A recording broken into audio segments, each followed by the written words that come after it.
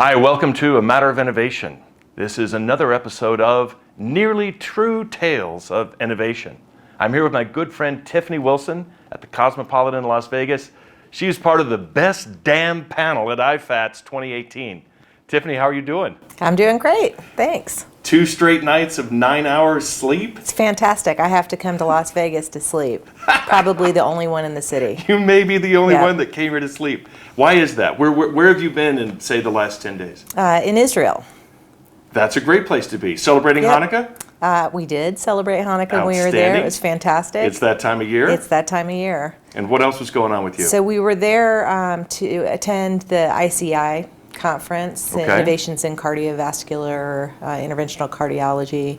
But we were there to announce a partnership with Rambam Healthcare Campus, that we're launching in the first quarter of next year. Terrific. Where we're opening an office at Rambam in Haifa. Right. To work with early stage companies there and create a portal between Israel and the United States, and specifically the Southeast. Yes. To accelerate the amazing Israeli technology into the U.S. market, so U.S. patients can take advantage of them faster. Great. Yeah, now, we're really excited. Anywhere in particular in the Southeast? Just maybe Tampa, thinking about Jacksonville? No. You got any place in mind? Atlanta will be the portal. Oh, of course it would be. Atlanta will be the portal. So this is the partnership with GCMI and Rambam. That's terrific. Yeah, and I emphasize the Southeast because I think we've got a unique, where Atlanta and Georgia will be the initial landing pad. Mm-hmm. I think there's a number of unique assets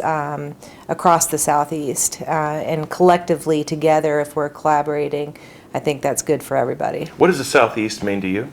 What states are included in that? So I think about it in terms of the Southeastern Medical Device Association that I've been part of for quite some time now.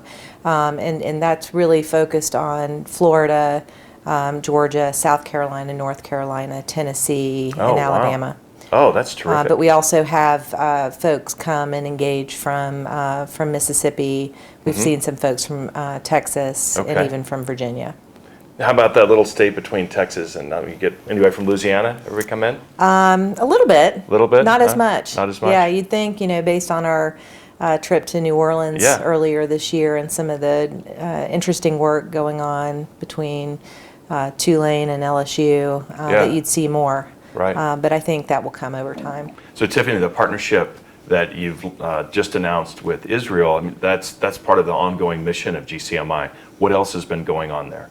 It is. So, GCMI, we opened 6.5 years ago. Mm-hmm. Initially, it was very much focused on economic development. And so our initial funding came from the U.S. Department of Commerce and the Georgia Research Alliance, really focused on creating an ecosystem and bringing together the innovators, the entrepreneurs, so we could create more startups based on the innovative medical technology coming out of our academic institutions and healthcare systems, and create more jobs, attract investment. Because, historically, if I'm a doc with a new idea, at some point I'm going to end up in Boston or on the West Coast, right? And those ideas just grow there. And so as this evolved and we've seen more faster times to market and folks staying in the Southeast and growing their companies, ultimately patients get to benefit from that. And, the common denominator in our industry is we get to go to work, and it doesn't matter if you're an engineer or a doc or a patent attorney or taking out the trash. Everything we do in our organizations contribute to the benefit of, getting innovation to a patient so society can benefit from that. That's terrific. And so Israel really builds on that platform where we've created a very capital efficient product development process and team, all the way through early development of an idea and the design and the building and the testing and de-risking of that. Right. But now with our preclinical operation that we acquired a couple of years ago, where we've got now a team of 60 people who are dedicated and passionate about working with the most innovative technologies and helping them navigate, design, build, bench test, preclinical test, you know, Right. and iterating through that cycle all the way through FDA and market launch. And Wow, so, yeah, and that's so the Chewy Center it's the of Chewy innovation. Center, That's right? awesome. And then having the relationships and the knowledge to bring in experts along the Right, way in the right right. amount at the right time to help these folks navigate all the way through market, because it is complicated. It's not rocket Right. science, right? But it's Yeah. really hard, and it takes a long time, and it's very expensive.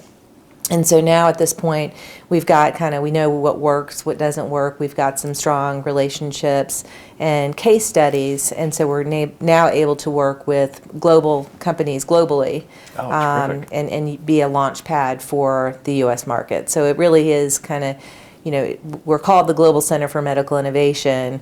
You know, we started with a business plan, some funding, and the idea. Right, Right. right. And it has evolved over time, and will Wow. continue to do so. Oh, that's terrific. That's all very good. So is there, are there any other initiatives that you've been working on? It sounded like you had a couple of other rods in the We fire, do. which is so We typical do. for you. Yes. So what else is going we on? do. So one of the about 3 years ago, we launched MedTech Women at SEMDA, the Southeastern Medical Device Association. Okay. And so that really came from an idea, just what I was hearing and seeing. And there's an amazing MedTech women's group in California. AdvaMed in DC has the Women's Executive Network. That we're plugging into and want to good, collaborate with. good. But we thought we'd do something specific to the Southeast. So twofold. One, there's a significant lack of women in the C-suite in the medtech industry historically. And so how do we start to raise awareness around that, create the network, professional development. Right. So we have a pipeline of the next generation of C-suite leaders where Right. some of those can be women, right? Sure. Because diversity matters to patients, it matters to shareholders. Right. And then the other aspect of that, what we see a lot in the Southeast are an increase in the number of women clinicians, doctors, nurses, and engineers, right? Right. So the number of women, and like at Georgia Tech, I think about half of the biomedical engineering program at this point are women. Oh, wow. But anecdotally, when I look around different pitch competitions and entrepreneurial activities, I'm not seeing those women. I know they're inventing things, right? Sure. You can see their name on the patent. Right, Yep. right. But I don't see them on stage pitching, raising money, and really engaging in that entrepreneurial process. And so we really want to enable that type of activity and have a network to plug into where you've got the mentoring, the investors, the advising, right. where if I'm a woman in the healthcare system or in a university with an idea, I know at least I can pick up the phone and call and say, how do I navigate this? Sure, Right, sure. because it's so different from the practice of medicine or from academic engineering. Yeah, I think Sarah Haggerty gave us that great line yesterday in her panel about there's no entrepreneurship course in medical school. Yes, there's And not. Probably I would say engineering schools are maybe a little bit further along, but there's still not much there. There's not, and so we've seen a lot of growth and interest in MedTech women. We've started doing a conference each fall, a half-day conference. I'm very focused on including men in that discussion. You'll frequently hear me say that MedTech women is not a chick thing; it's an everybody thing. Right? Because it's not. And it's not a platform to get together and talk about women's issues specifically. Some of the content is on that. Some of it is on, Right. Across the board. This is what's happening in the med tech industry. This is how you prepare to Right. meet with investors and establish a culture of diversity and things like that. Right. But we make an effort to have men in the audience as well as diversity on the panel, because you want to have Right. those perspectives, and it's not a big issue kind of platform for that. I really want to solve that problem. Right. And the only way we're going to start addressing issues around diversity in our industry is if we're coming together and sitting at the same table, Right. trying to figure this stuff out. Well, it's interesting to me that when I look back with the time that I spent at Stanford Biodesign, which Yeah. is where I I mean, that's really what I've learned. I benefited from being around a lot of the leaders in the industry Yep. in a place where, and at a time when there was a lot of venture capital that was very active. And as I look back, my takeaway on biodesign, the 15-second biodesign is you need to have at least 3 different perspectives. Yeah. And that's not from 3 different people that went to different medical schools. It's the doctor, the engineer, and the bean counter. Because if you don't have a business plan, if somebody doesn't understand the money, then it doesn't. And that was really to break at the time. You go back 20 years, it was doctors that had ideas, and they would lasso some engineer that would indulge them and actually try to bring it to life. And that was really how so many things started. Nobody thought about the business of that. And then what happened? We have this eruption now within the healthcare system. We have incredibly high cost devices with thousands of widgets that most doctors don't want except for that first doctor that came up with it. Yeah. Well, now we've perpetuated that, so we're a little bit better. We have business plan competitions. I think we see design showing up. But now I think it's almost like we need to go back and go, but where are the women? Yeah. And why don't we have that perspective? Or you think about it, and you look in the OR. Yeah. Okay, maybe the surgeon is male. Everyone else in there is female. Yeah. Where does that perspective come from? Yeah, Or I mean, I'm not saying that in any way that they're the only ones. There's not exceptions to that, but I do think that we're missing out. And I think one thing that really was quite astonishing to me is just look at women's healthcare, the dollars that are spent there, and the products that are coming out of there. It's way behind the times. It's way behind the times. Way behind the times. I think that's one area where if you just had innovators focused on that and really change, think if you purposely thought of raising the standard of care for women's health, you would see a radical change in what's going on in device development and innovation. Yeah, I absolutely agree. And so we'll continue to build on that platform. We launched a webinar series this good. year that we'll archive online. So we kind of What kind of create topics are going to be in there? everything from raising money to creating a culture to creating your own personal brand. So again, balancing out things that we feel women need to focus on to position themselves for the C-suite, and engaging with a mentor, finding champions and things like that. Yeah, it's another. I guess I'll just offer this to you. One of the things that I see is so many of these young entrepreneurs, which are typically technical founders, of most of the people that I run into in the coaching with like VentureWell and different places like that, right? There are many other skill sets that they need to get under their belt rather than I'm a founder and CEO. Right. And typically, if you look at the scale of what they're doing, you're a project manager. Yes. And you've got a very small project. Yes. And we call it a CEO, but it's not really. And you can almost always see that in the first real raise. There's adult supervision. Yeah. There's a seasoned person that comes in. There has to be. There has to be, exactly. And it's no offense to anyone or how brilliant they are, but it's just the reality is you haven't had the experiences in life. I think if there's, one thing that I would offer is that would be, how do you start beginning to have those little beads that start to string together to make a necklace? You have to have all these skills. And how do you put those together? And they get the opportunity to see the issue, see how it gets handled. I mean, you could probably have GCMI doing some of that. Weaving through like, oh, well, this is where we are. Now go back to the basic, 6 steps of innovation. We're at this point. And look how different it is. Well, I think that came out in the panel yesterday. Team, we talked about team a lot. Team changes. Well, the issues change too. Right. That's why the team changes. I think that's a challenge, a significant challenge in our industry, but I think that's what makes it so fun, especially the place that we, it's certainly what drew me into kind of falling in love with medtech, coming from the business side. Having the opportunity to work and spend time in academic labs and in hospitals, and I geek out on all that stuff. Yes, you do. But I also became very fascinated with regulatory affairs and FDA and the law behind that. Trying to crack the reimbursement code, and so really thinking about what I love about this space where I live in terms of from idea to that first patient.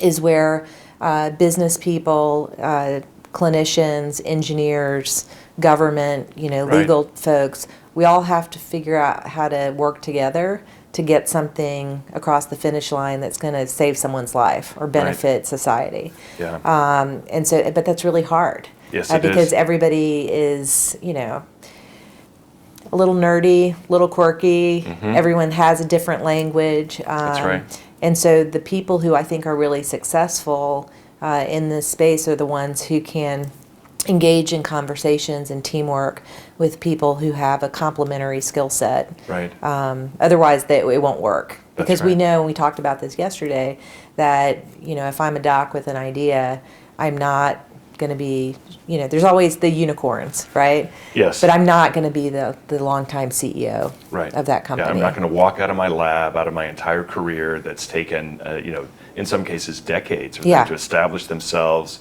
to be trusted by the granting associations and within their own faculty. Yep. They're not going to walk on that. Most No. people are not. And I think that's actually a very big dose of reality. Be the launch pad. I can tell you now, one of the things, and I think it's in the heart of iCore, is if you're a primary investigator, the biggest gift that you can give is a willingness to let those young researchers coming up under you have a choice that you didn't make, which is, I'm going to learn this and I'm going to go into industry, Yeah. as opposed to staying in academia. We need both.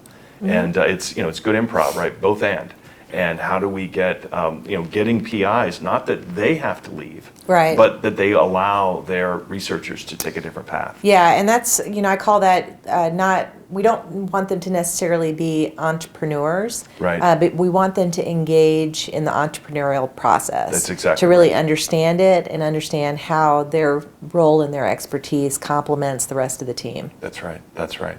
Yeah, certainly the work that I've experienced around the iCore process of having primary investigators be more willing to engage in the entrepreneurial practices and have those young researchers that are coming up and getting their PhDs or doing their postdoc work to allow them to choose to go to industry or choose to be more entrepreneurial.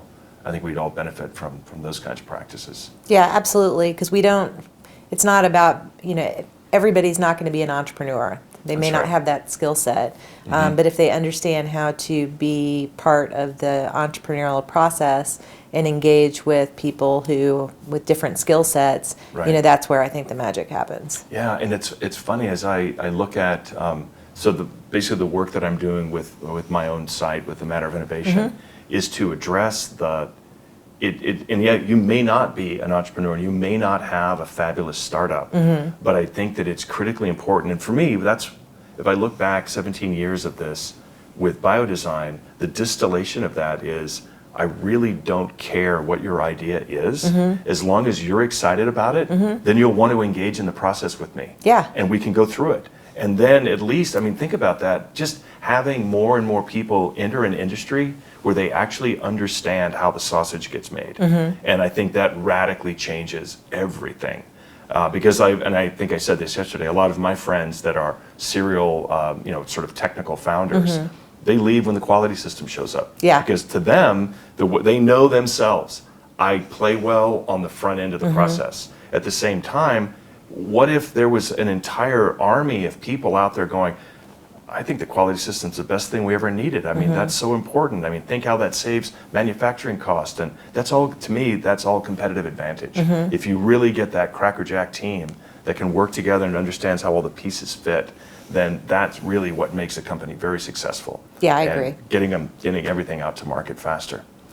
But Tiffany, as always with you, that's not all you have going on. What's going on? No. How about American Cancer Society? How's that partnership going? It's been a really fun year working with ACS to kind of figure this out. So ACS, they make $100 million in research grants a year. Wow. Across the country. They like to invest in PIs very early in their career, kind of the first money before they get their NIH. And so they've got a very vast portfolio of innovative technologies, Yeah. therapeutics. And so where they've decided to focus and grow is to continue to raise money to fund research, right? But then how do you start to invest in that capital continuum to get these therapies to market where patients can actually benefit? Yeah, And yeah. it comes to this whole dilemma around research and NIH dollars and things like that, the research is critical, right? And the basic science is critical. But unless these projects turn into products that are regulated by That's FDA right. that somebody wants to buy, Right. it's not going to have an impact on a patient. It's just kind of fact. Right. And so what ACS is doing in collaboration with GCMI is we are looking at their technology portfolio, and very specifically diagnostics, devices, drug delivery, Wow. because that's kind of our niche. Your sweet spot, yeah.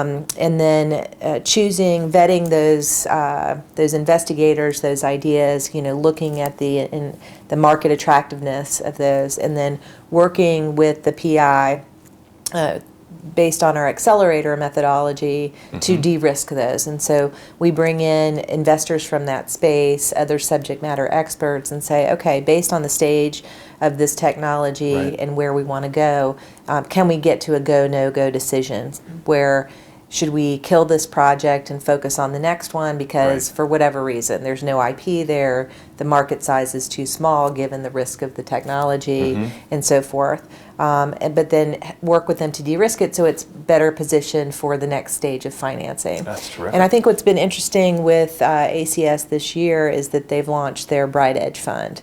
And so they're raising a $150 million venture Wow. philanthropy fund. And so the investors, the managing director there will also participate in the selection process in this middle ground. Yeah. So we're all on the same page from research to first equity investment on what questions, what de-risking activities need to happen to position it for success. Wow, that is fantastic. So they've been, ACS has been great to work with. It's been really a lot of fun putting this together because it's new for them.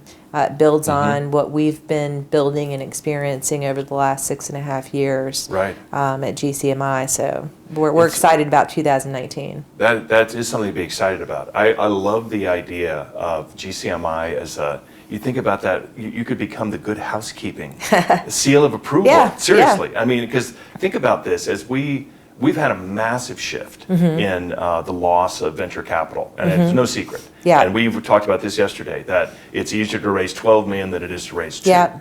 And the fact is, without angel investors, that's really not going to be enough gas in the tank because Right. the VCs aren't there to pick it up. Yeah. So having the ability to de-risk and maybe get to where you would take a 12 million round because your pathway is clear. Right. And it's just you needed a $12 million tank to get it to, preclinical or to the very earliest part of a phase 1 or some other Right. developmental milestone, but it's one where everybody's on board. And everyone has kind of put their hand on the sword and said, yes, we agree, this pathway is the right one, and you've got a team to execute. You can put gas in the tank. It's really the basis of our MedTech Accelerator Yeah. program. And, we have internal discussions like we've got to change that name because there's so many incubators and accelerators around, and ours is unique. Because you actually do something? We do. We do. So we've got to find another. You mean you're more than a Wi-Fi password We and are. there's 3 outlets on the far wall? We are. Oh, that's outstanding. And Then so you are different We than fly other under the accelerators. radar a little Yeah. bit. We like to work. It's very hands-on. It's very milestone Yes, it driven, and working with that team on a weekly basis. And so we're bringing in perspective from the strategics, perspective from the investment community, and subject Right. matter experts along the way. Yeah. And it works, and it's exciting. So kind of moving forward, we're taking that framework and building on that. But it's really the idea is that if we can grow this accelerator platform and bring in funding, sponsorship, philanthropy, to build that platform, then to vet and work with the most promising early stage startups, right? To de-risk them in a way that that a VC or an early stage investor might get involved a little earlier, right? Because you've Right. de-risked the right things. Yeah. And then bringing in sources of capital aligned with that. And then in a perfect world, if we've worked with you over the last 6 to 12 months, you've demonstrated that you're coachable, Right. that your technology works, right? So verification and validation, and that the voice of customer is there, so someone wants to buy it. Yeah. And you've proven that you're, cool to work with, then you're well positioned for that seed round Right. or Series A. Getting like serious money and getting Yeah. down the road. Yeah. Yeah, it would seem to me that GCMI fitting that role of the, sort of the known quality, really vetting these companies, I would think that would be something that's very necessary. I think we lost that. We lost that whenever we don't really have an earlier, in the very beginning, go back 20 years, and it was, a lot of entrepreneurs would say, oh, I had to pitch 50 times before. Right. But what they don't say is that in every one of those pitches, that venture capitalist actually said, look, this is my problem, whatever that is. Right. And they would go and fix it. So they actually had 50 things they had to fix. And back then, we had a seasoned venture capitalist that really understood health industry, and they were actually giving them incredible advice. So I really like the idea of GCMI being the clearinghouse and using the I don't know if prestige is the right word, but certainly the gravitas of American Cancer Society to you're good enough for the American Cancer Society. I think that is fantastic. And the ability to bring in those ideas cancer is a very, very large problem, and it covers a lot of ground. I think that's a great training ground for, go back to what we were talking about for, having women in health tech. That's a great place to see the challenges that emerge on each one of these different kinds of products that are trying to go to market.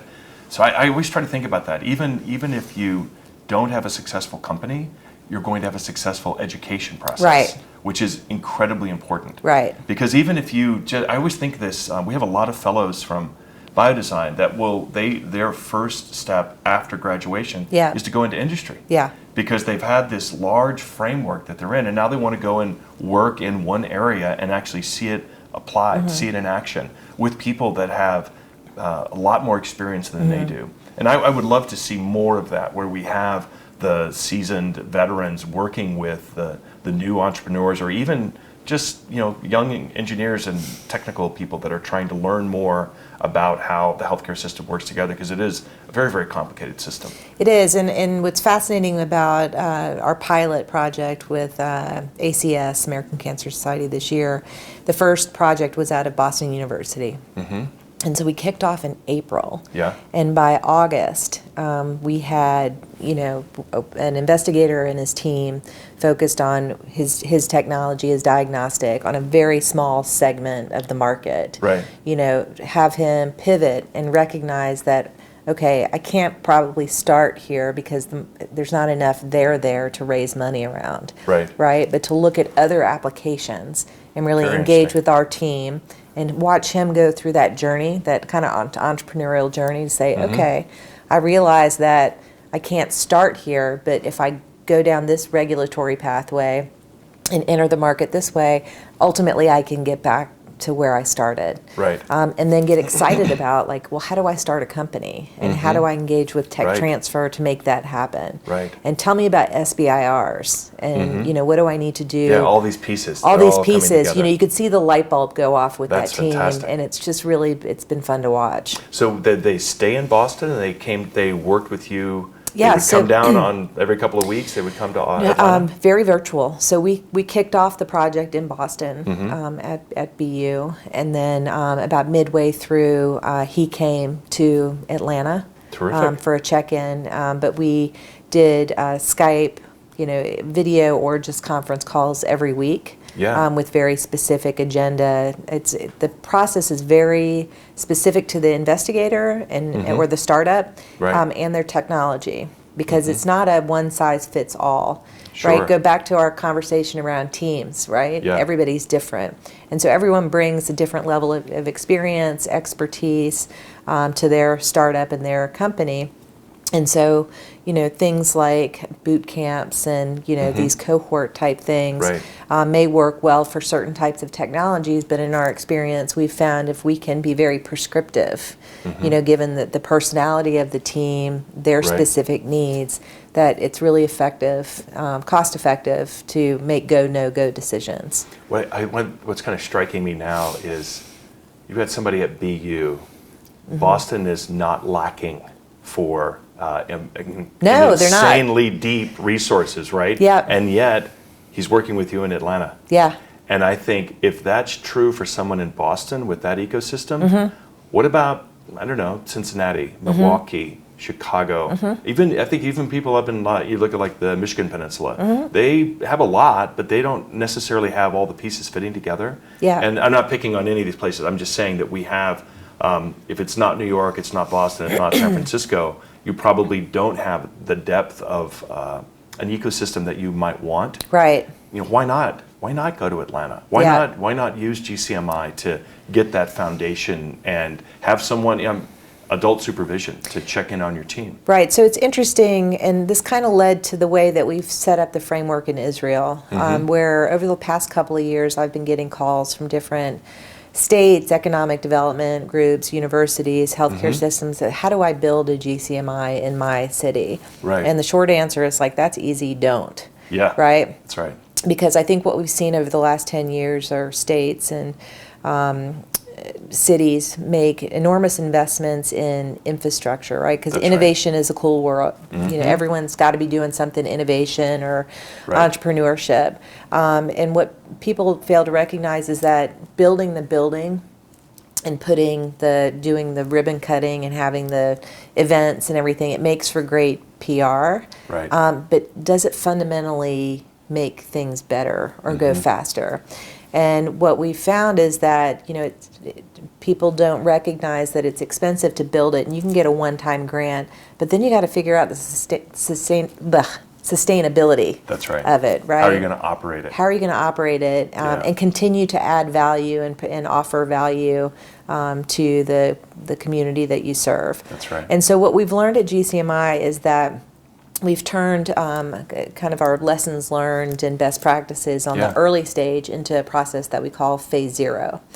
And so we'll work with an early stage company to look at the market, evaluate the clinical literature, IP landscape, formal regulatory opinion. That's great. So by the end of it, you've got a nice package of information, critical questions to answer that you could then present that to an early stage company. And a proof of concept prototype would be a part of that.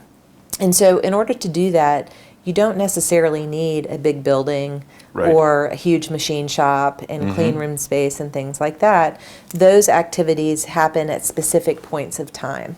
And so what we're doing in Israel and what we've talked to some other groups about doing is almost like a franchise type model. Like, let us establish a GCMI at your entity, right? And you can we can help you identify the team that can lead those early stage activities, do the vetting, technology scouting, identification of unmet needs in that community.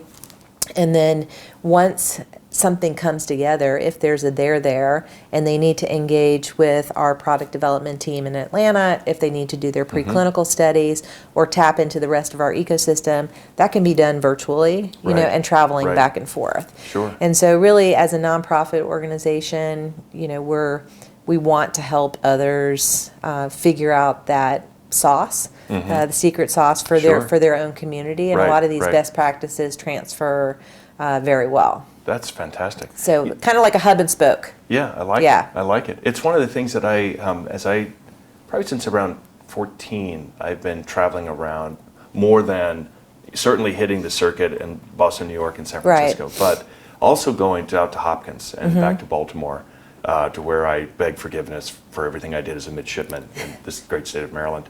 But then also seeing Huntsville and seeing you in Atlanta, going down to see my friends in New Orleans, Houston, Austin. You don't have to poke me very hard to get me to go to Texas, even going into Albuquerque. But what I find is what's most amazing is that why are you trying to be Silicon Valley? We have a Silicon Valley. You're the only Baltimore we've got. You have to be the best Baltimore. You're the only Atlanta. You have to be the best Atlanta. Every single one of these cities has something that is unique. All the granting agencies and the government, it is the government, but they're at least this clever. They don't fund the same thing everywhere. Everyone has a different lab, a different specialty. And I think I love the idea of your getting the GCMI, sort of the thought process out there. It's the thought process. To think it all the way through, and for whatever it is that you're going to be doing there. And what I found too is, as I've traveled, been involved on the board of SEMDA and traveled around the Southeast, So you look at Atlanta, Greenville, South Carolina is a Sure, gem. you bet. Charleston, Gainesville, Tampa, You bet. RTP, Birmingham. There are unique assets and areas of over. expertise all over.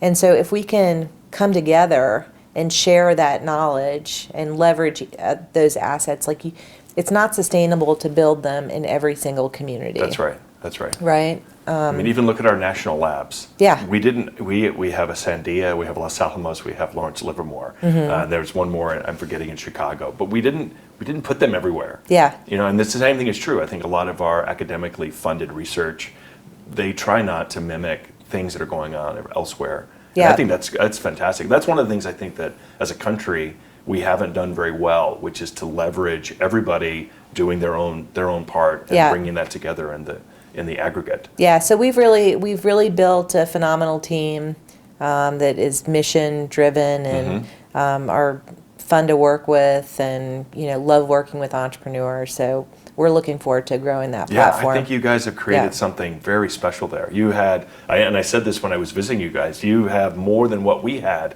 back in the day. Yeah. Whenever we had, your animal labs and your capabilities there, your prototyping, everything, sort of one stop. It's all in one place, that's really what you want. Because you want the people that are coming in, maybe they're on their way to an animal lab, but they walk by the prototyping shop or they see somebody discussing something, and those little one-off conversations. That's what Silicon Valley is. There's just a lot of them around. Yeah. And so you're beginning to create more of that, which is very important. We want to lessen the number of $1,000 days that are wasted during the product development process. And by that I mean, if you're an early stage company, you're burning through between $1,000 and $10,000 a day. Wow. Whether you're moving the de-risking exercises forward or not.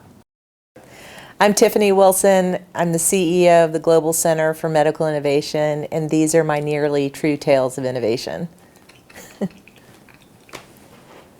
Tiffany, thank you so much for coming out to spend a few extra moments with me before you head back to what's going on with you in Atlanta. I really appreciate you sharing your nearly true tales of innovation. Thanks for joining us for Nearly True Tales of Innovation. Remember, you can keep up with us on amatterofinnovation.com.